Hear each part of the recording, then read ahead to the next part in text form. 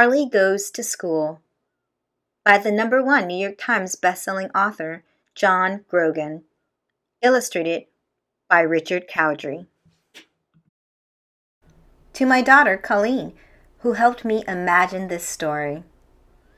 To all the hard-working, patient, inspiring, and dedicated teachers.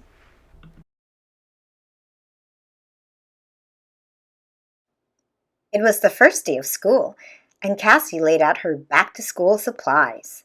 Pencils, check. Crayons, check. Ruler, check. Paper, check. Marley was all set for the big day, too. By the front door, he laid out his supplies. Chewbone, Ruff, squeak toy, woof, liver treats, Ruff, favorite blanket, Aroo! Baby Louie crawled around the corner. "Want to go to school too?" he exclaimed.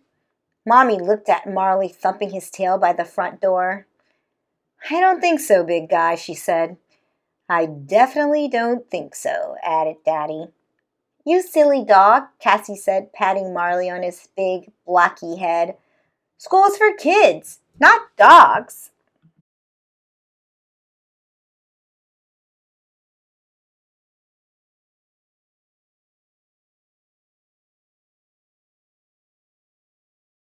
Marley cocked his head and let out a low whine.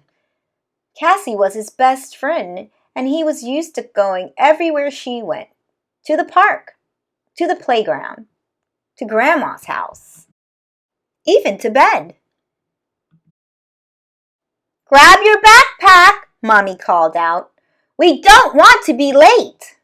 "Ruff, ruff," Marley said, grabbing his leash in his teeth and hopping up on his hind legs and dancing by the door.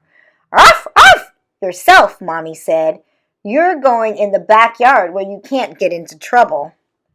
"Good idea," said Daddy, and the whole family set off to walk Cassie to school.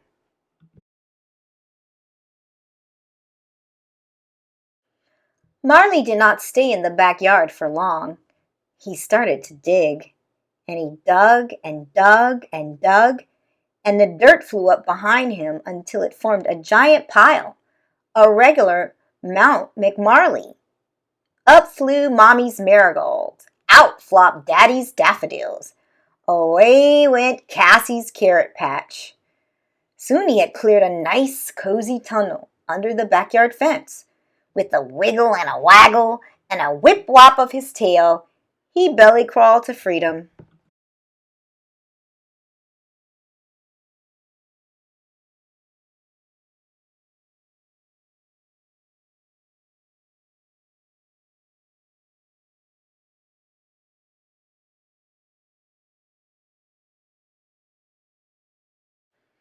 Marley sniffed his way to the sidewalk, looked both ways, all clear, and followed Cassie's scent straight to the front door of the school. The front door was propped open. "They are expecting me," Marley thought, and he walked right in. Down the hallway he trotted, stopping in each room in search of his beloved Cassie.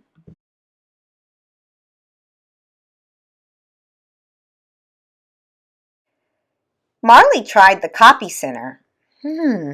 Not in here, he thought. And then he took a moment to leave a calling card. He tried the cafeteria, where the cooks were busy making lunch. He did not find Cassie, but Marley found the next best thing, a heaping pile of juicy hot dogs. Well, I don't mind if I do. "Hey! You're not supposed to be in here," one of the lunch ladies yelled. "Shoo! Go home!" "Brr," answered Marley. And he trotted over to music class, where the orchestra was warming up. She's not in here either, thought Marley, and then he joined the band for a song. In science class, Marley did not find Cassie. But he did find a cage with 10 white mice inside. "What are you doing in there?" With a scratch of his paw and a flip of his nose, Marley busted open the cage and door, and the mice scampered to freedom. He barked excitedly as if to ask, "Who wants to help me find Cassie?"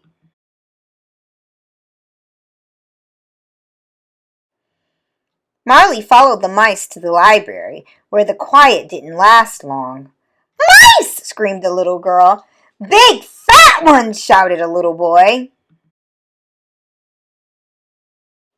Marley raced to the gymnasium, where he suddenly forgot all about Cassie. When that dog saw a ball, he could think only one thing: catch me if you can. "Hey!" yelled the teacher. "Hey!" yelled the kids. "Come back with our ball!" Marley did not come back. He streaked down the hall, skidded around the corner, did a somersault, and slid right into Mrs. Metherby's math class. Mrs. Metherby peered through her thick glasses as she wrote on the chalkboard. "Oh my," she announced. "We've just received a report of a wild animal on the loose in our school. If you come across this animal, stay back. He may be dangerous."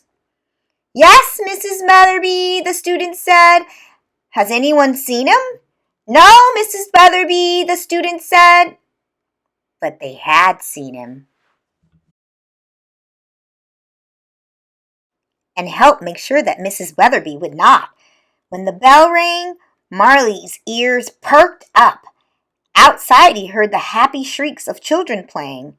There was no sound Marley loved more than the sound of children at play. He headed toward it.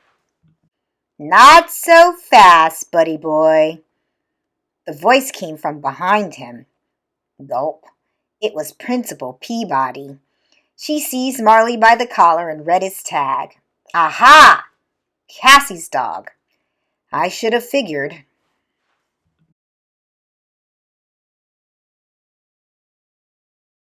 She tied Marley to the radiator with a rope.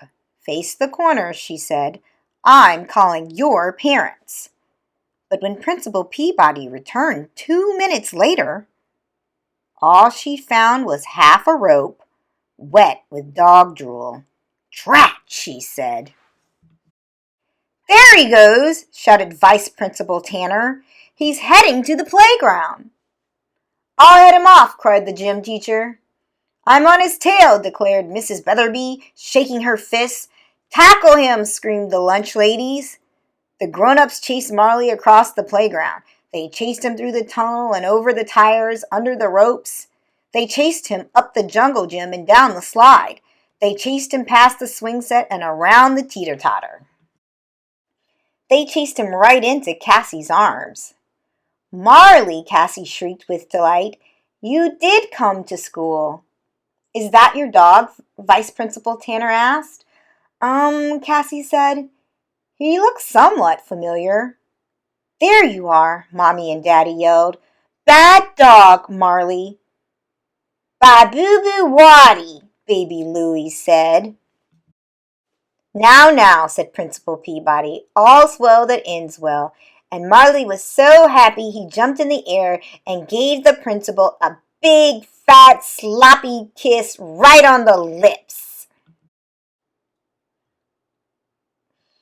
Teacher's pet!